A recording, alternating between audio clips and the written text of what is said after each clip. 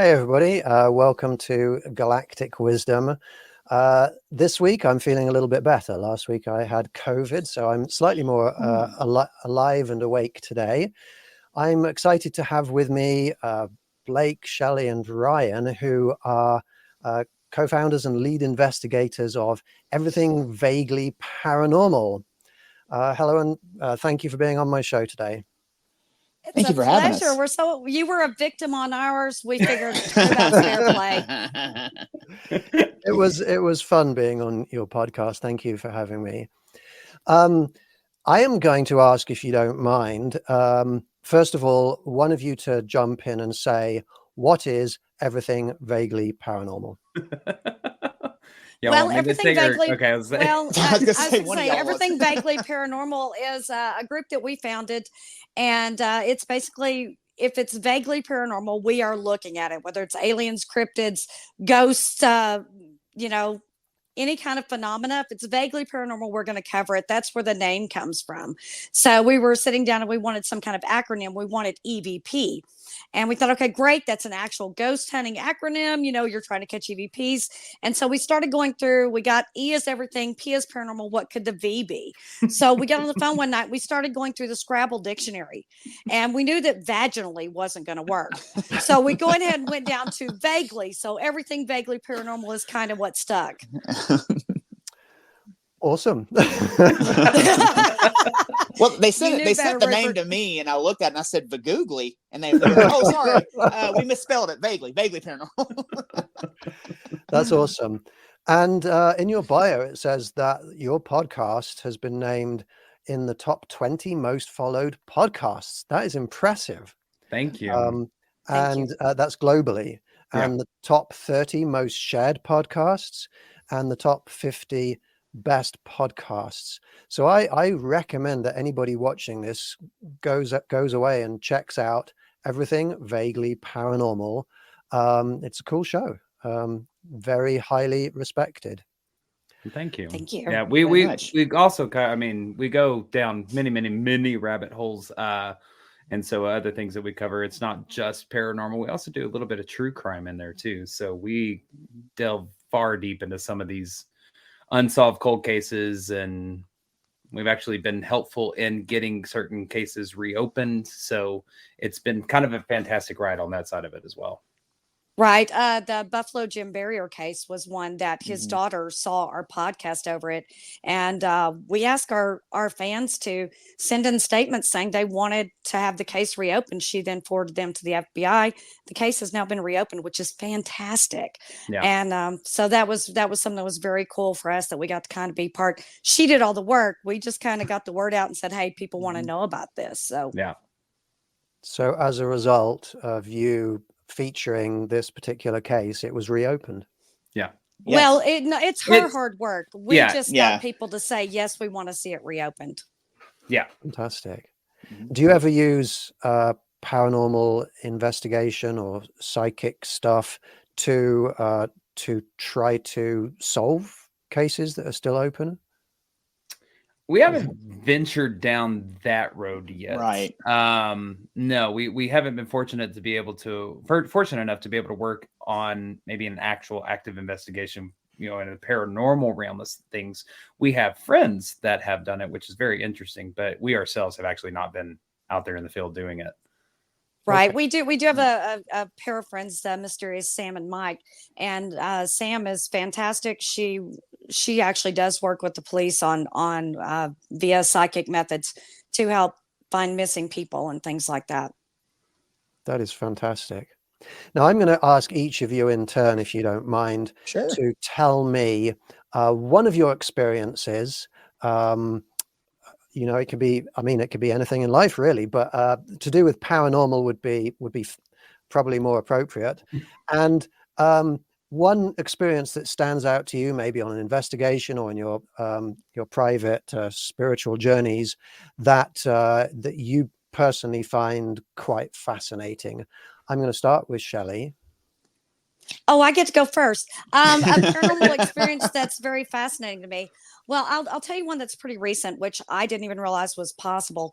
I'm really good at getting things that come at me off of me. And we went to a location, and there was something that was very nasty there that had been brought there. And it took me and Blake and Ryan to basically give the spirits permission to push this thing out. It was not without its, consequences. Whenever I left, I was messed up for a solid 2 weeks. I wasn't me. It took a multitude of people, Reiki healers, spiritual people that worked in all different mediums to actually get me right. And whenever I went, the Reiki healer told me it was like I had hundreds and hundreds of little fish hooks that were in me. I had never had a problem with getting anything off of me that was negative. But and it like I said, it took me a while to get right. That was pretty scary as far as scary goes. But that's just something that, you do this long enough, you're going to get got by something. Yeah. It's just hopefully you can mitigate the consequences. So. Yeah. And do you know what type of phenomena or entity it was that got you?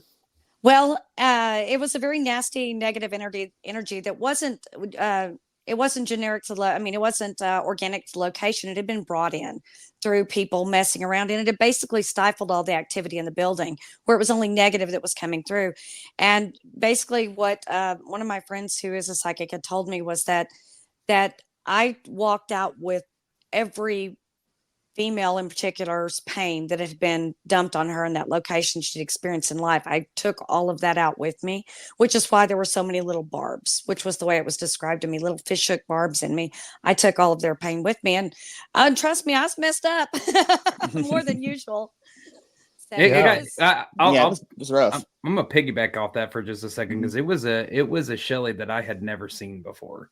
And usually you go into a location and she's gone. She is hunting. She is sniffing out. She is going to whatever area she can get her hands on. And I went to go tell her bye. Me and Ryan both did. And she was like, stay away from me. Like, I can't have a guy near me right now. Stay away from me. Like, she was physically across the street from the venue on the ground retching because of this thing on top of her. Yeah. It was bad. A little rough. Little rough. Yeah. Do you, as a group or as individuals, when you go in to do some kind of paranormal investigation, do you put into place any protective measures or practices? Well, go ahead, Blake. I was just gonna say, I think we each have our own different way of doing it. I have actual things that I wear and set my intention right and all that kind of stuff before we go in. I think the other, Shelly and Ryan, I think that they are along the same lines. I know that they don't particularly wear things like I do, but I do this. Yeah. Shelly crosses her fingers and hope. Right. And I pray before I go in somewhere. So yeah. Okay. And I think that all comes from the different backgrounds that the three of us have. Yeah. Thank you, Shelly, for sharing that experience. I'm going to ask Blake next. I think probably, I would say a very profound moment for me was when I realized that this could actually be dangerous. And that was when, after we had gone to another location, an abandoned hospital, known for some high negative stuff, and come home from after that, and we're home maybe a few days a week, somewhere in there. And I wake myself up blood curdling screaming, because in my dream, I'm being drugged down a hallway in my old childhood home. And when I wake up, I'm stretched down in the bed. My hands are completely stretched out. Everything from my knee down is off the foot of the bed. And whatever had me still had a hold of me. And I keep holy water on my nightstand. So I just grabbed it and I didn't care. There's a TV behind me and all that. And I was just started slinging it, and I called it everything but a Christian. And it was when I woke up, I didn't realize until after the moment, but everything was just pitch black. And when I started slinging the holy water, telling it to get out, it's like the light just came back in the room, because I sleep with a TV on. So it just illuminates everything. I couldn't see my hand in front of my face. And I get up, get out of there. I go tearing down the hallway. And the other person that was here was like, "Did you not hear me scream?" And they were like, "No, I didn't hear anything. I didn't know anything was happening." So that that messed with me for quite some time. And I actually could not get rid of him for quite some time. He hung around for probably a couple of years. Yeah. About a year and a half, definitely. I think you just recently think that's why we say don't invoke him. Don't invoke him. Don't talk about him. Don't give him attention. Yeah. That's probably the most profound thing that's happened to me is just realizing you hear about it, but then to experience it, you're like, oh, it really can follow you home. And that was when I upped the protection stuff big time. But the other cool one, I'll tell you a cool one because that one's kind of messed up, honestly. Almost got drug out of my bed. I would say it's shortly after we formed the group, and we went to one of our very first locations together as a unit, and we were all present and had probably the best thing happen on camera that we've ever had. One of the best things we've ever had happen. We're standing there in a room, and all of a sudden it's pitch black. We're running an experiment this way, and a light starts illuminating, from my right. Behind me. Yeah, behind Shelly. And Shelly's like, this door's opening. This door is opening. This bleep, bleep, bleep door is opening. And I finally swing the camera around just to catch the tail end of it while I walk over there. And I'm standing there and I have the camera on it. And I just go, close that door for me. And it just ever so softly. And then it gets faster. And it kind of hits, and just closes on command. One of the very first investigations we did as an actual unit. And that door in particular has a lot of activity with it. We've done Estes methods and things like that in there. And that door will dang near rattle on command if you ask it to. Can you go to the door? And you'll hear the at the door. Yeah. Fantastic. Yeah. Rupert's like, not so much. Well, I'm fascinated by all of this, and I'm looking at it from the perspective of, I'm a space scientist, and I'm a problem solver, and I'm thinking through everything you're saying. It's like, what is it? I'm trying to figure out what can we learn from this. Right. So I'm not coming at it from a perspective of, oh, that's scary, I want to keep clear.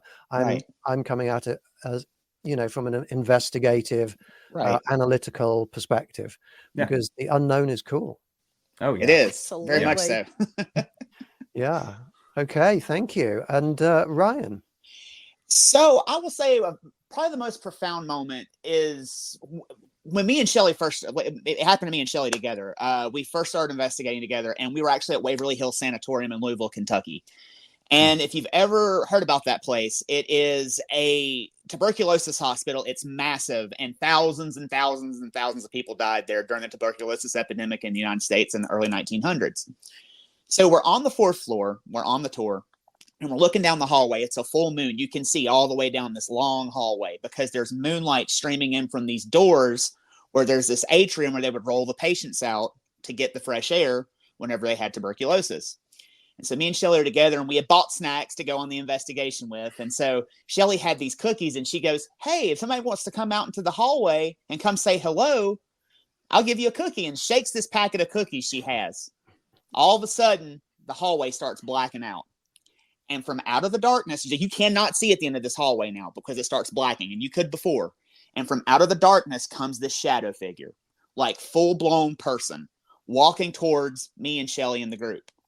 And it is so solid as it's passing these door jambs where the moonlight is streaming in. It's breaking the moonlight as it's coming towards us. And Shelly goes, oh, hello. And this thing stops dead in its tracks, waves at us like this, and walks into a room to the right. So being the investigators that we are, we immediately beeline it down to this room to figure out, hey, has somebody got up here? And we go into this room. There is one way in and one way out. And if somebody would have come out of that room, they would have had to come right back through us. So I can't tell you what that was, but it was so cool to see. And we were all looking at each other like, did you see what I saw? Did you see that? We know we saw that. So. We wouldn't even say what we saw initially. Right. We made the guy leading the tour group. We're like, what did you just see? And he's like, what did you see? We're like, you say first. He goes, that thing just waved at y'all. I go, I know, right? That's so cool. So yeah.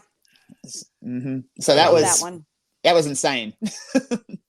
And when you do these investigations, do any of you have psychic or spiritual abilities beyond just regular people, or do you rely on regular senses and scientific equipment?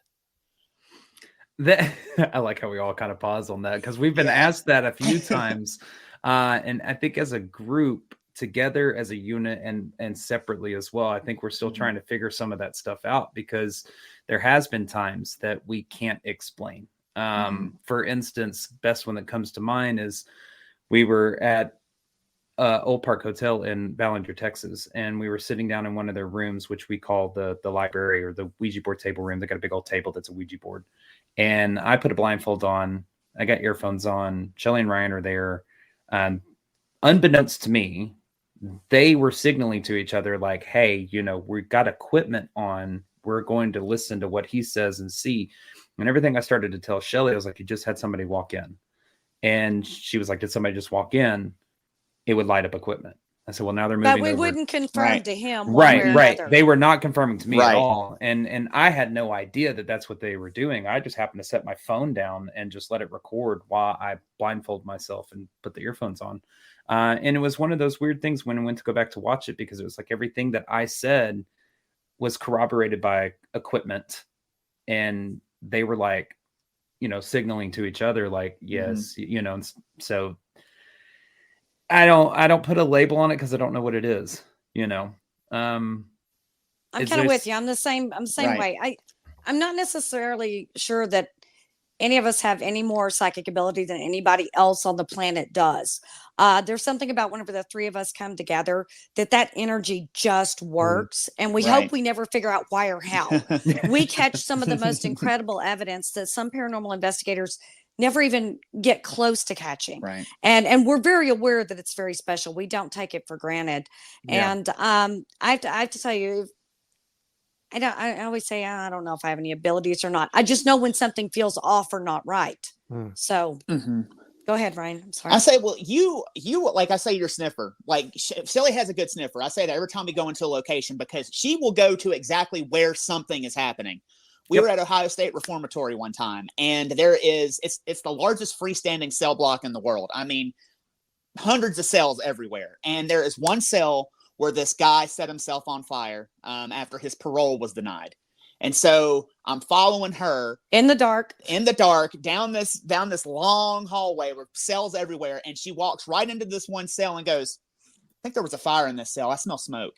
And I happen to look, the plaque is like on the other side of the door, and there's no way she could have seen it because it was pitch black. And I look, and it's like, this is the cell where the prisoner set himself on fire. I was like, how did you find that? It smells like smoke. I told you. So she will sniff them out, and Blake is good at like what he was saying. He's good at like feeling things out in the area and feeling things, feeling out what's happening. And they say that I'm good at predicting what's going to happen. Like, because if I say we're going to have a good night, we're going to have a good night. Let's get this feeling it's about to get crazy. So Ryan, we call Ryan our human barometer. We will look at him before an investigation. Go, hey, what you feeling? And he's like, man, it's gonna pop off. And that is usually when we have a crazy weekend. He said that. And we're like, can you be wrong every now and then? Right. Like, can you be wrong? He said to us before, we're gonna get our butts kicked. Yeah. And there are times I've walked in and been like, I don't really feel it tonight. It's not so crazy. And I walked in and been like, I don't know what is going on in here, but tonight's going to get insane. So who knows? Awesome. Now I'm going to pause for a moment and say hello to some of the audience members out there who are watching. Hey, Diana, thank you very much for being here. Melissa also. It's great to have you with us. There's quite a few people who are merely identified as Facebook user, but thank you everybody for being here and listening. So a question for you all. Do each of you, and each of you can answer in turn, maybe if we go in the same order, Shelly, Blake, Ryan, do you have a favorite piece of equipment that you use when you do investigations to try to figure out who is there, what is there, and any properties about what is there? Oh, absolutely. I mean, everybody's going to say use your own senses, use your own body. Let's make that a given. Okay. I love to use a spirit box. I think there's something very powerful about hearing their voice, them being able to hear their voice, and to be able to verify through an ITC device what you're getting in analog. So if you can say, you know, I need the number 6 and can you knock 2 times? You can fake a knock or something like that. But if you can get a spirit box to say exactly the word you just, you know, ask for over sweeping through all these, you know, radio stations, white noise, that kind of thing, that's pretty good indications you have an intelligent spirit you're communicating with. And that is one of my favorite things, is to get an analog to agree with an ITC device. So absolutely a spirit box. Awesome. Do you have any particular spirit box that you recommend for anybody that's listening? And any spirit box you like. You can use an SB7, an SB11. I really think I have one that I call the evil spirit box. And it is. I don't let anybody use it because it's mine. It's been to a lot of really gnarly places. I know what it's going to say to me. It loves to threaten me. It calls me everything but a Christian. And everybody that has used it the past 3 or 4 times before I stopped has gotten hurt, has gotten physically hit, pushed, thrown backwards in a chair, scratched. So nobody else gets to use it anymore but me. Yeah, we put that one away. We locked it away. Yeah, well, I'm the only one that gets to use it, and people will try. They will be like, "I want to use the evil spirit box." I'm like, "No, I'm not. I'm responsible for your safety while you're here." But any spirit box works. Get your energy on it, and a lot of negative, nasty things like to come at me. I'm like, "Come one, come all." I'm not afraid of you. So, yeah, it's got a lot of negative stuff attached to it, but it doesn't mess with me. So when you're at home, you keep it in like an Annabelle cabinet. It does. My equipment never comes into my house. It has its own shed. Stays out in the shed. Fascinating. I drag mine right in. That's why you have things dragging you out of bed. I know. Boy. That's why I have things dragging me out of bed. I know. I keep mine in the garage. I know. Okay. Blake, do you have any favorite pieces of equipment? One of my pieces that I quite have learned to enjoy over the last probably 6 months at this point is I have a set of spirit dice. And it is basically a set of dice that 3 of them have symbols on them, 5 of them have numbers, 13 have letters. So they have the entire alphabet on them. I've spent a lot of time putting my energy into them, and I act as a conduit at that point when I'm giving a reading, like in the room. I've had some phenomenal readings on those dice where I basically shake them, ask the question, open up the circle, say, you know, this is your time to come in and say hello. If there's anybody here that wants to say hello to me, please make yourself known, and I'll throw them and I'll look for the words in the dice. And the point is basically they will manipulate the dice through me, through my energy, to be able to spell out the words. It's one of my favorite things because that's one of the hardest things that you can fake. And whenever you are getting, you know, full sentences at a location where, like, we're the kids and I throw the dice and it says kids in bed in the dice. It's kind of like, wow, you know, and then I get them saying ugly words to me. And I'm like, why are you being so ugly? You know, it's like, I'm mad. Well, why are you mad? You know, pissed off. Why are you pissed off? You know, and keep getting these over and over. And I make sure that I record every single spirit dice session that I do, because I want to be able to go back and look to see if maybe there were other words, or just for verification purposes. If somebody's like, did they really say that? Yeah, look right here. Like, here's the video, you know. But they're just simple dice. They're made out of wood. I picked them out a location that we went to in Wisconsin, Broadhead Manor. They're handmade, you know, so there's nothing to them. They're very lightweight. You just throw them, and I read what's in the dice, and I've learned I can get a lot deeper answers on those sometimes and more direct answers. Probably the best one was when Shelly and I were in Frank's cell. We call it Frank's cell. It's not really Frank's cell, but we call it that now, at Squirrel Cage Jail. And I said, whose cell is this? And I threw it. It was one of the first questions I asked, and right in the dice was Frank. And I said, Frank. Oh, okay. And Shelly, she's kind of sitting on the ground below me. I'm up on the bed portion of the cell. And she kind of looks up and she goes, what is that? F-R-A-Y? And I kind of leaned back and looked up above me, and I said, and I was like, oh my God. I was like, girl, that's Frank. I was like, that's F-R-A-N-K. Like, holy crap. It was graffitied above his head. It was right above my head, graffiti, just right above on the bottom of the bunk above. And it just said F-R-A-N-K. And I had just thrown Frank. And I was like, you gotta be kidding me. Like, wow. Crazy things like that. So when you say that the dice spelled out Frank, it wasn't that one dice has the word Frank on. It's that you've got an Right. F, an R, and a and Correct. K. Correct. So they're six-sided. They're six-sided dice, and they have the alphabet on them multiple times. Obviously, there's 13 of them, and so it goes from A to Z, and it's just one letter per face of the die. And so when I throw them, yes, it takes one die per letter to do FRANK. Wow. So pretty interesting on that. I mean, that's very interesting, because in my mind, I'm thinking, well, how? Because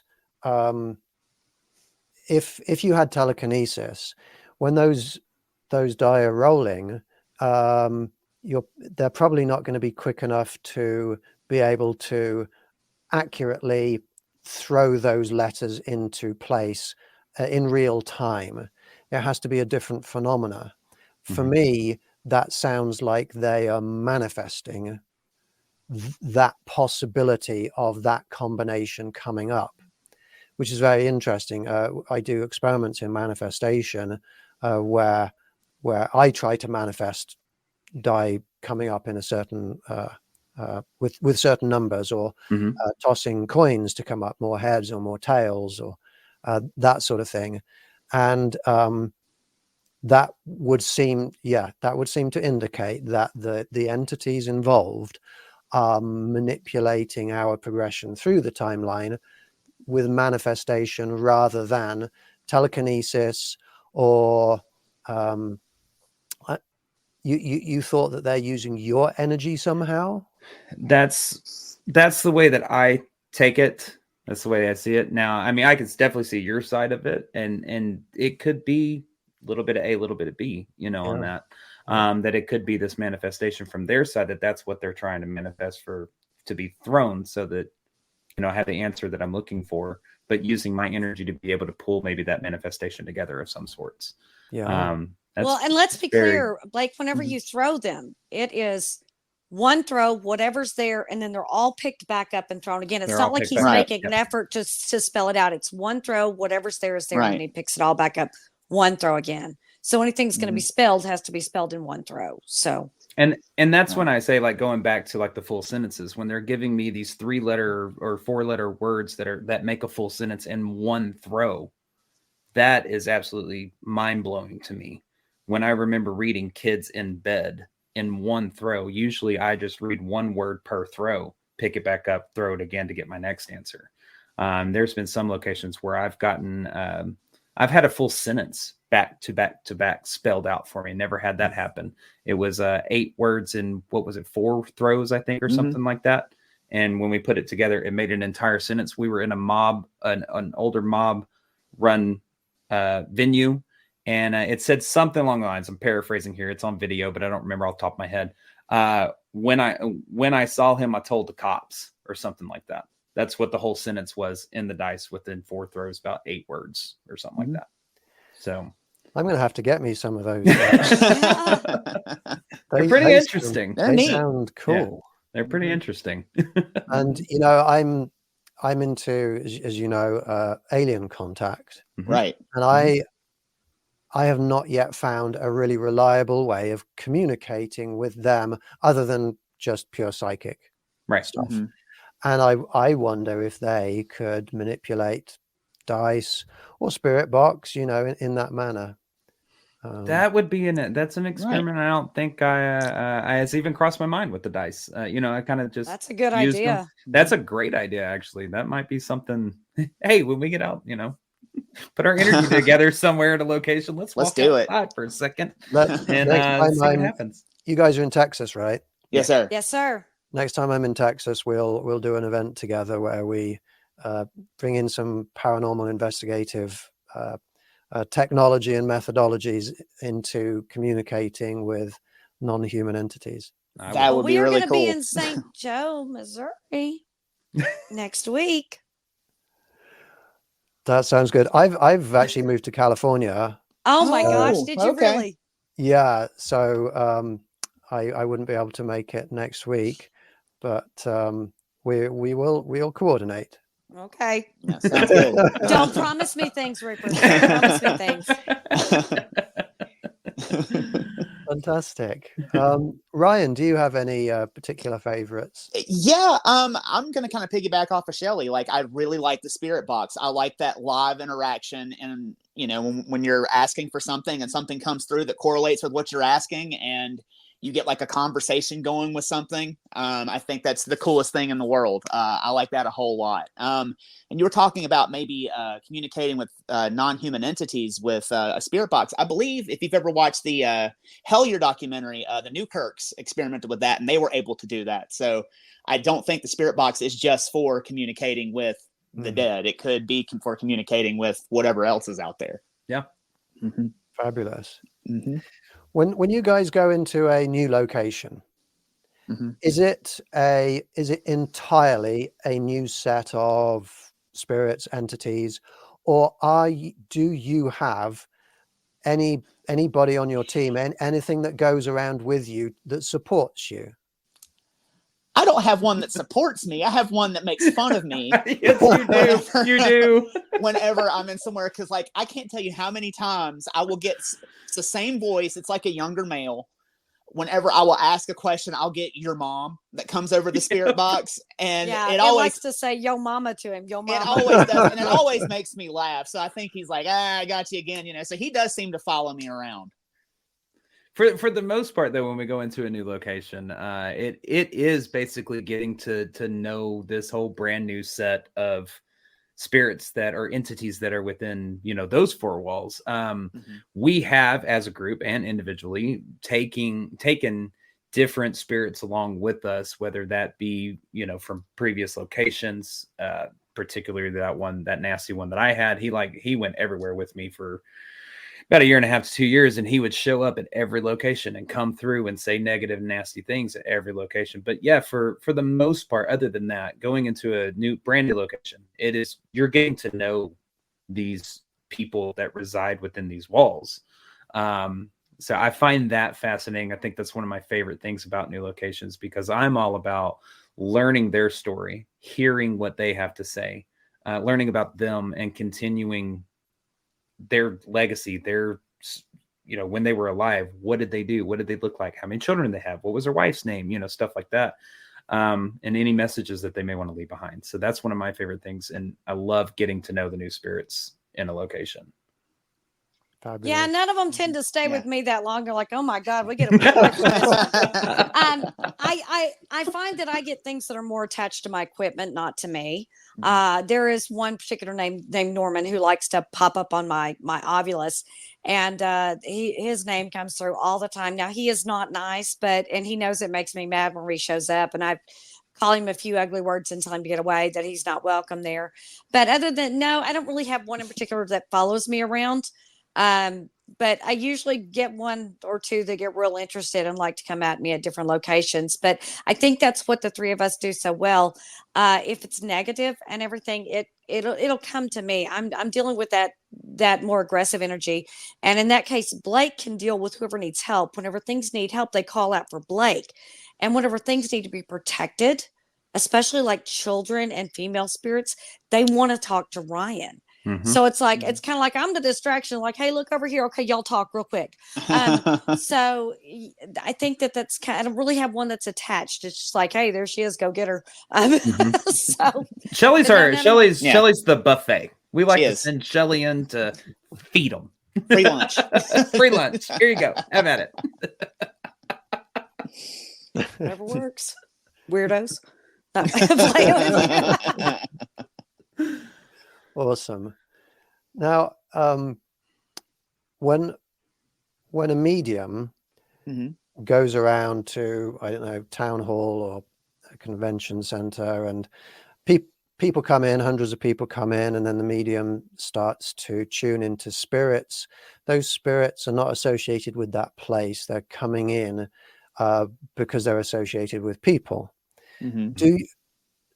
Do you think that when you go to a new location, the spirits that you're connecting with, do you think they're just hanging out? Do you think that's where they reside at that location? Or do you think they're coming in because you've gone to that location and they're associated with that location, but they've passed on but they're just coming back to see what's going on in the place where they died or the place where they lived? I think our best answer on that is Gregg County Historical Museum. Right. Yeah. Because whenever we go in, the curator loves the fact that we're there, always wants to know what happens, but does not want to deal with them in any way, shape, or form, and always tells us, put them to bed, tell them to go away until you come back.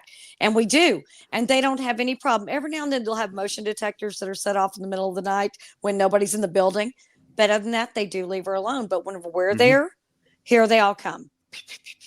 So I think that they can come back. That's just, and I think whenever they notice someone who wants to communicate with them, potentially can communicate with them, or they have an avenue to communicate, I think that's where they come in and make themselves known. And plus, too, I think they kind of got to lock you. You know, you walk in and go, come at me, bro. Nobody's going to talk to you then. No, I think you got to go all. in very respectfully. What do you guys think? Well, I mean, I would agree with you on that. I think that I have a different view on the I guess, spirit realm, or, you know, where ghosts reside, however you want to put it. I think all of them are pretty much transient. I don't really believe that one is kind of stuck where it's at. I think that they're present because of different reasons. Maybe it was a traumatic death. Maybe it was they just like we have grieving on this side, they have to grieve on that side as well. Maybe they haven't made it through that process. That's why they're still here. You know, for me, I think that they get to kind of pick and choose, but also maybe there's a little bit of association as well. It's kind of like I'm here, I'm associated with this place, so I'm gonna let myself known to you. But also at the same time, when we walk in, as Shelly said, Gregg County is a great one because we get all the ones that come from around the other buildings too. Right. For whatever reason, we've asked them, we're like, well, are you from here? Do you reside in this building? And they're like, no. We don't. We're from somewhere else. We're from that building over there or whatever, or from down the street around the corner. Right. So I kind of find it. Yeah. I'm with you. I do think that there are some that can move around and do know how to go to other locations and go in and check in with certain people that they talk to, or certain people that they like. But I think that there are those spirits that are actually bound to a certain place for whatever reason that is. Maybe they're like afraid to move on, or that's their comfortable place that they like to be. So I think, or they're attached to an object that maybe reside in some place like that. So I think it's like 6 of one, half dozen of the other. Like it just depends on the entity. Can it move around or not? Yeah. I think that those are kind of your exceptions of that, your tragic deaths. Are you attached to this object? Are you attached to that? Or this person or this place or this building? So, I mean, there's so much we don't know. It's the world of the unknown, So, I mean, we kind of have a bunch of theories out there, but nothing solid, Yeah. So the entities that you're all encountering, clearly some of those entities, if not most of them, are the consciousnesses, the spirits of human beings who have passed away. Do you ever encounter any other types of entity, any other species or categories of entity? And what are those? How do you categorize the entities that you encounter? Whether you run, whether you walk, or whether you run, that's how you categorize them. No, go ahead, Blake. I'm sure you had an actual serious answer. No, I like the summary you just gave. Right, I think that's absolutely. great. I think that should be textbook answer from here on out. If you walk, if you run, or if you burn the place down, that's pretty much my 3 types. No, yes, we had short answer. Yes, we have encountered some different types. There is one location that we go to that we are not the team to cry demon or demonic or anything like that. No, there is more than likely an answer for the paranormal, and if there's not an answer for it, it's probably just a really angry, mad spirit, or just wants to be, a bleep bleep. If you're a butthole in life, you're a butthole in death. Yeah, pretty much. And so, have we run across something that we think is demonic? Yes. I would classify it as demonic. Those are the ones we've gotten confirmation. It's never walked the earth. It is inhuman. It is not a human form. It has been captured in pictures. We have seen very blasphemous, ideology or iconography, I guess you could say, religious iconography, pictures of nuns with sinister smiles. We've seen pictures like that. So we know it's definitely something that's beyond just, oh, somebody died here. We've walked into, shrines and ritual paraphernalia being left over from things being attempted to be summoned into a place. So we've run into that. It said things to us that there's no way it could know. Right. Yeah. Yeah. Mm-hmm. It has said some very personal things to us that is just not out there anywhere. Right. And we've also run into what many would classify as an elemental, that it's, native with the land. That one's interesting. I don't delve too far into that realm because I ain't gonna lie, it makes me a little nervous. Yeah, you have to know where to push and where to step back from. That's one that I step back from too as well, because I don't feel like I'm armed with enough knowledge. You step back from elementals? Yes. Mm-hmm. Yes. What are elementals? Basically, whenever they're summoned, they're there to protect. It generally deals in Native American cultures and that kind of thing. And because that is not my strong suit, if you're a smart paranormal investigator, you know where your strengths lie. Mine is not in the Native American culture. We do have some friends that have Native American heritage. And whenever they come with us, we're like, if you would like to communicate with that is you. You have that tie. I personally do not. So I'm going to step back. I'm not going to mess with an entity that I don't feel like I can understand, communicate with, or actually stop if it starts to go sideways. Right. It's the same thing with demonic entities, or what someone would classify with demonic entities. We're I'll play with those. Yeah, we pass those off on the people. We will talk. We'll talk to them. We'll converse with them and things like that. But truth be told, when push comes to shove, at the end of the day, we don't have the correct knowledge on how to get that out and cast that out correctly, like somebody who may have more of a religious background or religious, education on it. So we say, first and foremost, we're paranormal investigators. We are there to investigate the paranormal. If it is something that is beyond our control, we're not going to attempt to rid you of it if we don't know how. No. Because we have had people reach out asking for help.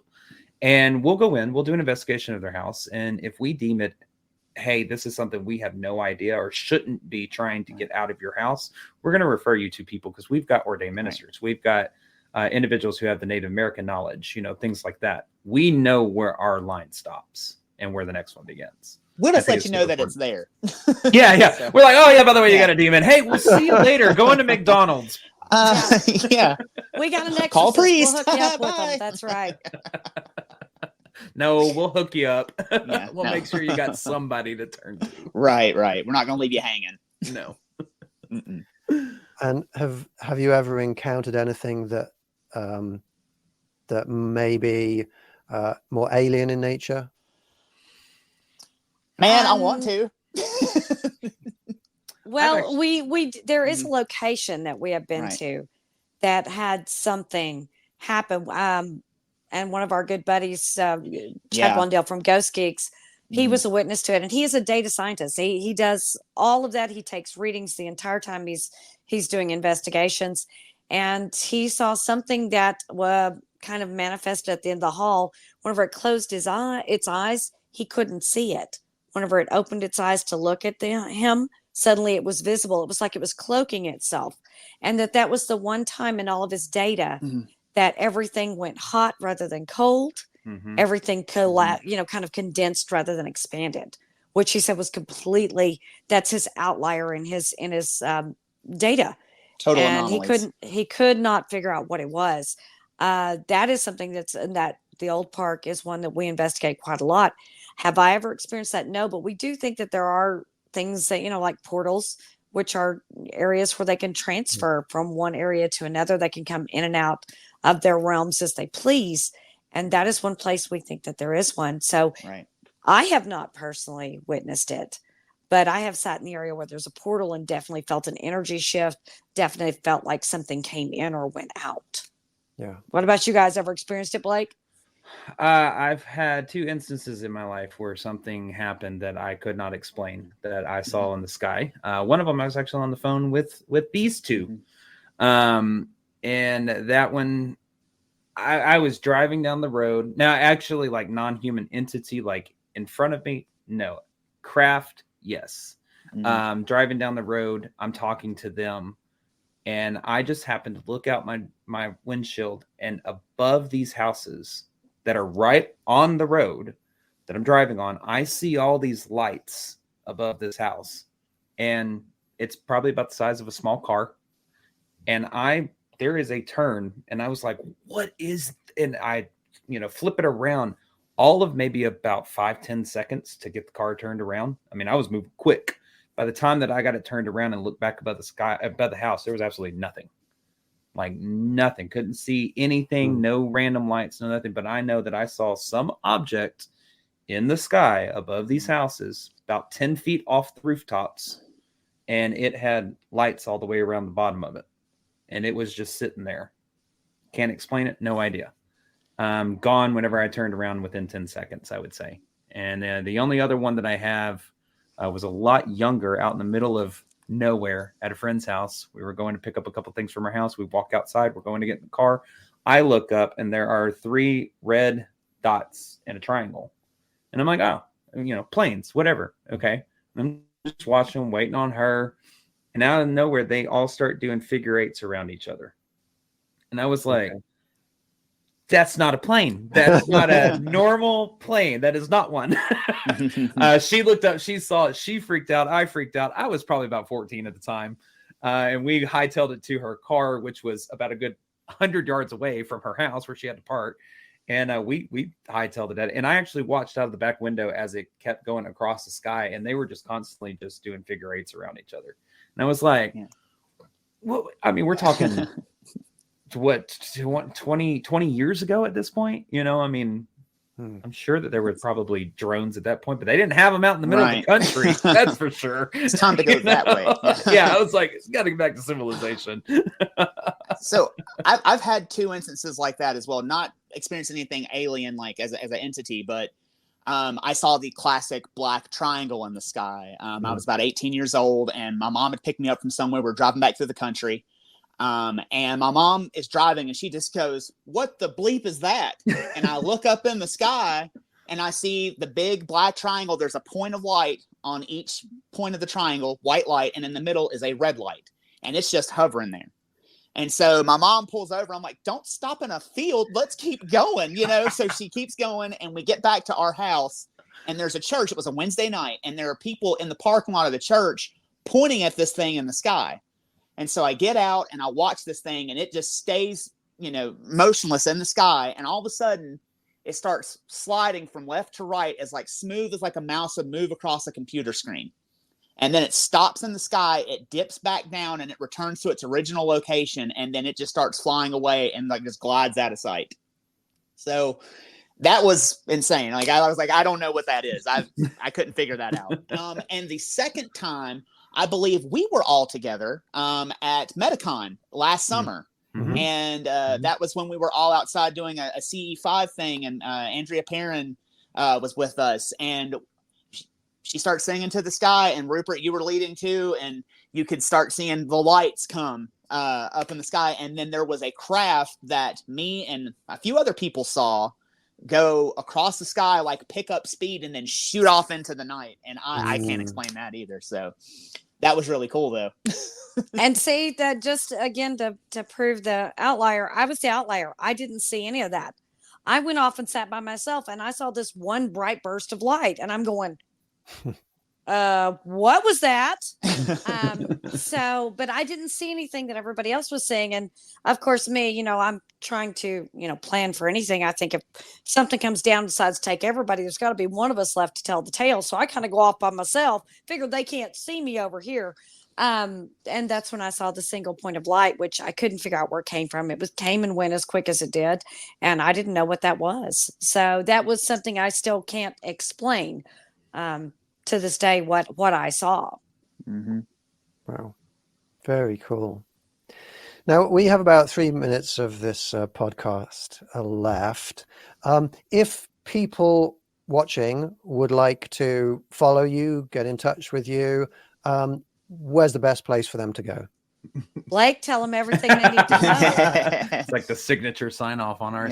Yeah. So we've got, we're on basically any social media platform that you can think of. We've got Facebook, YouTube, Twitter. Well, I guess now X, Instagram, TikTok, We are on Spotify for the audio versions. If you rather listen to the audio version of that, we do show pictures and all that stuff. It is funnier, I will tell you, if you watch the video, because you get to see our facial expressions. We are live every Tuesday at 8 p.m. Central Standard Time on Facebook and YouTube. So, I mean, those are basically all the places that you can catch us. We got an Eventbrite page for public investigations. You want to come tag along with us? We've got a Patreon page. Yeah, and you can go to our Facebook and you'll find our Linktree link, and that'll have every single link that you can find stuff on us on. Awesome. Thank you. I am hosting a retreat, a Contact and Ascension treat here in Tehachapi, California this weekend. If anybody's interested in attending, then here's my Patreon group. Join my Patreon group and all the details will be there. If you're a member of my Patreon group, you get in cheaper or for free, depending on which tier you join. This evening, in about 2 hours, I'm going to be hosting an astral projection and remote viewing of the Galactic Council of Alien Entities who we've been getting to know over the last few months. We have a seat at their table, which is kind of exciting. And if you're interested in attending that, then also join that Patreon group. We have about 1 minute, and I'm going to give each of you 10 seconds to tell me if you had open, easy communication, two-way communication with either human spirits or alien entities, and you have one question to ask them. What would your question be, Shelly? My question would probably be, oh gosh, on the spot now. I can't think of one. Somebody else go so we don't waste his time. I'll come up with one. Why are we here? Okay, why are we here? That's a good one. Is there a higher being? What is there a singular higher being or multiple higher beings? Shelly just totally took mine. That's literally what I was gonna ask. Oh gosh. Okay. Where exactly do ghosts reside? Oh, there you go. Oh, okay. Wonderful. Thank you so much, all of you, for being here with me today. Thank you for having Thanks us. for having us, Thank you man. for having us. It's Yeah. been wonderful chatting with you. And I would like to thank all of our audience members for tuning in and listening to this broadcast also. Thank you, everybody, for being here. You all have a good rest of your day and take care. Goodbye for now.